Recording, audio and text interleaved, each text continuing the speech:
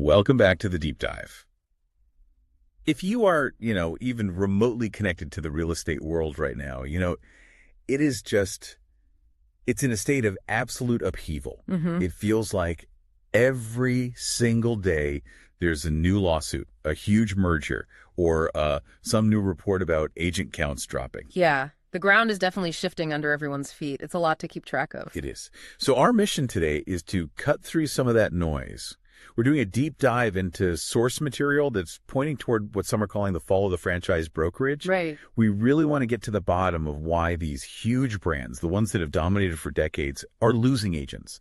And maybe more importantly, where those agents are going. And what we're really seeing when you look at the data is a fundamental repositioning of power. It's agent-led. Agent-led. Yeah. Agents are literally voting with their feet. They're moving away from the traditional, big up bronzes and toward models that give them real autonomy and, this is the critical part, much better financial margins. That old idea that you needed the big corporate logo behind you to make it, that's just not holding up. It's crumbling. So we're going to unpack the two big pressures here.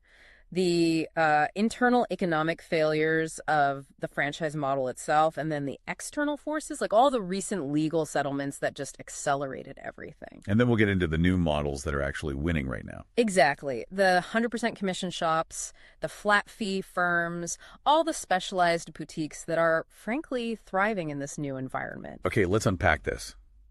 Because the evidence that the old guard is struggling, it's becoming pretty hard to ignore. It is. I think we have to start with all the consolidation happening, the big high-stakes moves. For sure. The Compass Anywhere deal is the perfect example. Right, the Compass and Anywhere real estate deal. And just to remind everyone, Anywhere is the parent company for Coldwell Banker, Sotheby's, Century 21. Better Homes and Gardens. A huge portfolio. A huge portfolio. And they're merging with Compass in a $1.6 billion all-stock deal. Yeah. I mean, that's not business as usual. No, it's not. And here's where it gets really interesting. If you're an agent at one of those brokerages, you are not celebrating this news. No. The consensus from the sources is that this is seen as a desperate move to stay afloat. It's scale through acquisition, not a sign of a healthy, growing business. So what are the red flags for the agents on the ground? Well, they're seeing huge ones. They're worried about, massive culture clashes. Oh, yeah. Integration headaches, trying to get all these different systems to talk to each other. And of course, the inevitable cost cutting. And we know who usually bears the brunt of that. Exactly. It's the agents. They feel like they're going to be left holding the bag, facing more bureaucracy, less support, all while the company is focused on shareholder value, not helping them close a deal. Which perfectly illustrates that breakdown in the value proposition. And it's not just the giants that are merging. I mean, look at a brand like RE/MAX. Right. The reports we're seeing show their U.S. agent count is down and their revenue is slipping. And when an agent sees that, the question becomes brutally simple. Why am I here? Yeah, why am I paying 30, maybe 35% of my commission for a logo? If that brand isn't actually helping me get more business, the loyalty just evaporates when the economics don't make sense. That's a perfect summary of the internal pressure. But that pain was kicked into overdrive by these massive external forces. Absolutely. While the franchises were trying to circle the wagons with mergers, the entire ground shifted underneath them, and we have to talk about the legal pressure. The NAR commission lawsuits. The fallout from that has been seismic. It really has. And this is where it stops being about corporate finance and starts being about the daily life of an agent. Because that settlement, it completely flipped the script on how buyer's agents get paid. It did. For decades, the buyer agent commission was just sort of baked into the deal. It was on the MLS. It was a given. Gone. That's gone now. The agent has to get a signed buyer-broker agreement, and they have to negotiate their own pay directly with their client up front. The implication there is just enormous. It means you, as the agent, have to sell yourself harder than ever. Your value has to be crystal clear. Right, because the client now has to consciously write that check, so to speak. And you're seeing the fallout from this everywhere. NAR membership is reportedly dropping because agents want freedom, not, more dues and more legal liability. And this all feeds into what the sources say is the fundamental truth of the business anyway. Which is? Consumers choose the agent, not the brokerage. Exactly. When you're looking for a house, you don't say, I'm going to call Century 21. You say, I'm going to call Sarah because she has amazing reviews, her Instagram is great, and she really knows the neighborhood. It's so true. The big corporate brand is just, Yeah, it's wallpaper. People care about trust and local knowledge. So the conclusion is pretty clear. Personal branding is the new brokerage. If the agent is the product, why would they keep paying a massive chunk of their income to a brand that isn't their own? That's what's fueling this whole exodus. Okay, so if they're leaving that painful 70-30 split behind, where are they landing? People listening need to know about the models that are, as the sources say, crushing it right now. Let's break them down. The old franchise model, it's defined by that high percentage split, plus desk fees, tech fees, you name it. Death by 1,000 cuts. It is. The new models completely invert that. They shift from high variable costs to low, predictable, fixed costs. So let's start with the big one, the 100% commission model. Right. This is really aimed at experienced, self-sufficient agents doing a lot of business. You keep 100% of your commission. Okay, what's the catch? You pay a flat fee per transaction. It's usually somewhere between, say, $495 and $600. The big win there is predictability then.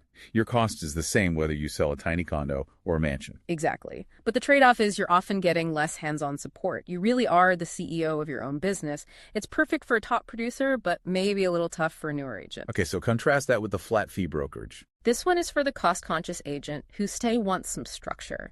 Here you're paying a low fixed monthly fee, maybe $300 to $500 a month, plus a reduced transaction fee. A little more like a subscription model. Kind of. It appeals to agents who like that steady operating expense. The monthly fee stings if you have a slow month, sure, but you're still keeping almost all of your commission on every deal you close. But it's not all about the money, right? Yeah. Some agents are leaving because they just feel lost in these giant market centers. They want real support. Absolutely, and that's where the boutique brokerages are really thriving. Yes. The source material points to a firm called Mangrove Realty in Delray Beach as a great example. They're all about high-touch service, not high agent count. So what does that look like in practice? It looks like hands-on coaching, daily accountability, quick marketing approvals. You're part of a real team, not just a number in a chaotic office where you barely know your broker. And this split is probably still pretty good. It is. Maybe 85-15 or 90-10. So you give up a little bit, but the win is tangible results and real mentorship to help you get to the next level. Okay, and then there's the last category, which I find fascinating, the non-NAIR brokerages. Yes, these are designed for agents who prioritize pure economics and freedom from all the association politics. So like Easy Realty in Florida, the Thompson broker. Exactly. They give you everything you actually need to operate MLS access, forms, E&O insurance, and critically, at no markup.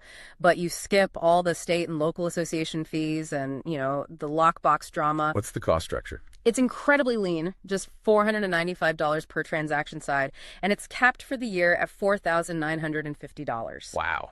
It proves you can be compliant and successful without all that institutional baggage. So this all raises a really important question. What does this actually mean for an agent's bottom line, the person listening right now? It means moving from a huge variable cost to a small, predictable expense. Let's use real numbers. Yeah. On the old model, if you make $200,000 in gross commission, you're giving away $60,000 right off the top in your split. And that's before all the other fees. 60 grand. Wow. Under a flat fee or 100% model, that same agent might pay, maybe $6,000 to $10,000 a year total? That is a life-changing amount of money. It goes straight to your bottom line. It completely changes your ability to invest in your own business, which is where the future is. It's all about technology and personal branding now. The sources talk about this concept of AI VSO. Yes. AI, voice, and search optimization. This is the new playbook for successful agents. It's about using tech to become a local celebrity in your specific niche. Okay, break that down for us. What is AI VSO in practice? It's not just posting on Instagram. It's about creating a deep library of hyperlocal content, videos about specific neighborhoods, blog posts about school zones, anything that Google's AI and search engines will see as authoritative. So that when someone uses a voice search, Exactly. When someone says, "Hey Google, find me the best agent for waterfront property in Delray Beach," your content is what dominates that result. Your name is what comes up. you're owning the traffic funnel yourself. The franchise can't do that for you. They can't. Only your relentless focus on your own voice and your own brand can do that. And that's why the winning strategy is so clear. Build your own name, build your own niche, and you need the economic freedom to invest in that brand. So to wrap this all up for you listening, these big franchise brokerages, they aren't disappearing tomorrow, but they're being seriously outperformed. Agents are demanding freedom, better margins, and support.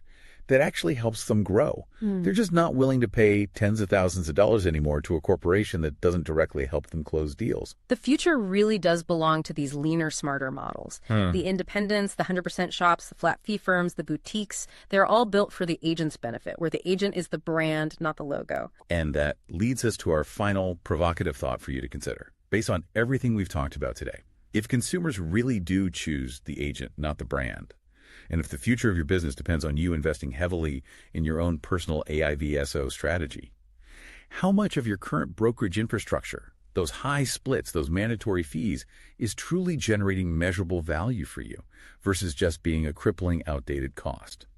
Thank you for joining us on this deep dive. We hope this gives you the clarity you need to navigate this very complex but also very exciting new era of agent autonomy.